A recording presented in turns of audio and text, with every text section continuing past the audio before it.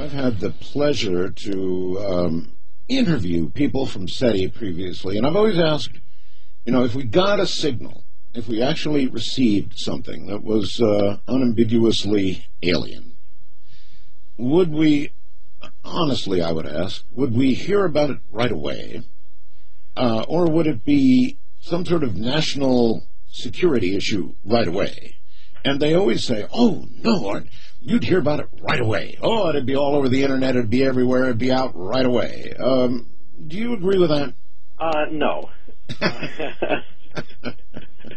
I think I don't either. that, there are protocols being drafted about what happens if, the Allen telescope array does pick up, unmistakable signals from intelligent life in outer space. And, of course, you're going to get a lot of techies saying freedom of speech, freedom of speech. Oh, yeah. But let's be real about this, okay? It could set off a panic. It could set off all sorts of bizarre shenanigans on the part of, crazies out there, as well as, well-meaning people, confronted with the existence of other people that are maybe even superior to us, right? Or even probably superior to us. Probably they will be, because our technology is only 300 years old. 300 years ago, we didn't have much technology to talk about at all. And in outer space, 300 years is nothing. Even a million years is nothing when you look at the age of the galaxy. The galaxy is about 10 billion years old. So the chances are that these civilizations could be a million years ahead of us. How much do you know about the protocols? Well, some have been drafted, but again, no one takes them seriously because, we used to all snicker at SETI. I know. We used to always say that these are just exercises in futility. Now that, billionaires are beginning to put up money and, NSF and the government is backing these billionaires with extra funds, now it's serious. Now we're in the big leagues. We're no longer in the minor leagues now. Now we're in the big leagues with big equipment. The kind of equipment that they always dreamed about is now being built. And now the protocols, I think, are going to have to be revised. And I think it would be downright stupid to simply say that if we make contact, we'll put it on the internet and leave it at that, right? So how do you imagine, well, first of all, I guess I should ask, do you really know what the protocols are? And if you do, are you unable to discuss them? Well, no, the several versions of protocols exist, okay? And I've seen versions of some, and they're all laughable, okay, in the sense, in the sense that no one takes them seriously. And well, for the sake of this discussion, which you seem to be taking seriously, based on the advances, then they better take the protocol seriously, huh? Yeah, I think they would have to take protocol seriously. They're going to have to get rid of this freedom of speech kind of attitude that, everything's on the internet, everything should be free. Because, people could be hurt.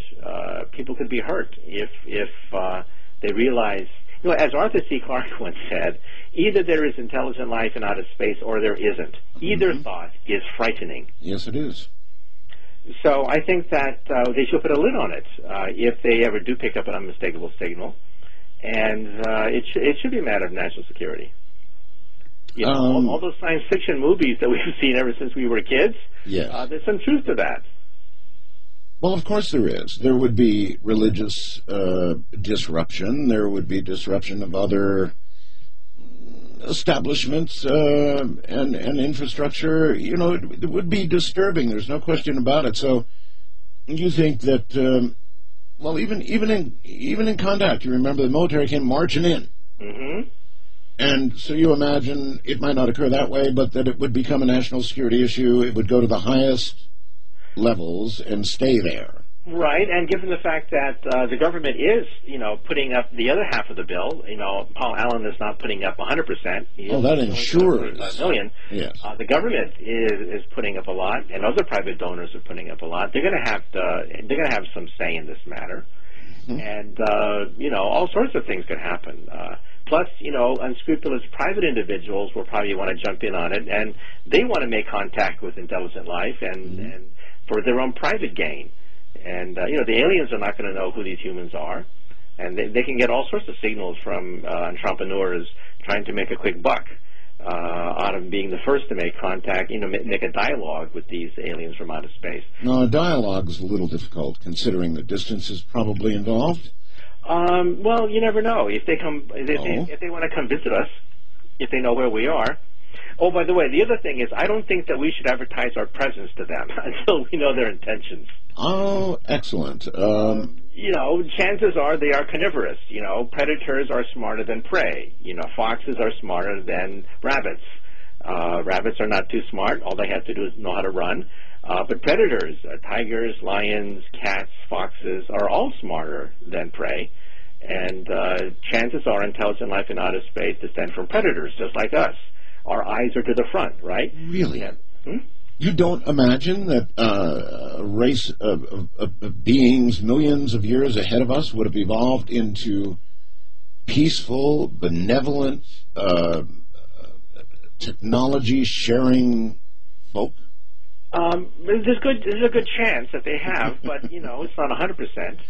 And, first of all, they're not going to want to eat us because our DNA is going to be totally different from their DNA. Besides, it's too far to travel for food. I don't imagine that either. Yeah, and they're not going to come looking for natural resources like in the movies because there are plenty of uninhabited planets where there are no natives, where they have plenty of raw materials. So they're not going to want to plunder us for natural resources. There are plenty of uninhabited planets. So what evil intent do you imagine possible? I think they might come out of curiosity. However, as I said before, we don't know their intentions. They will have been descended from predators because predators are smarter than prey. And we shouldn't take the chance because, there's only one Earth. So we shouldn't take the chance. So I think we should listen. And I think Carl Sagan and others who sent a disc containing our location with respect to the quasars in outer space, advertising our existence to alien life forms, is premature. I don't think we should do that at all. Even our DNA, I think, was involved. What they did was they had this disk that was sent in space, triangulating the location of the planet Earth with regards to the distant quasars in outer space, giving pictures of what we look like, giving scenes of the planet Earth. Today, of course, that disk would be considered, barbarically primitive, but it's enough for aliens to get a pretty good sense of who we are. And I think that is premature to advertise our existence.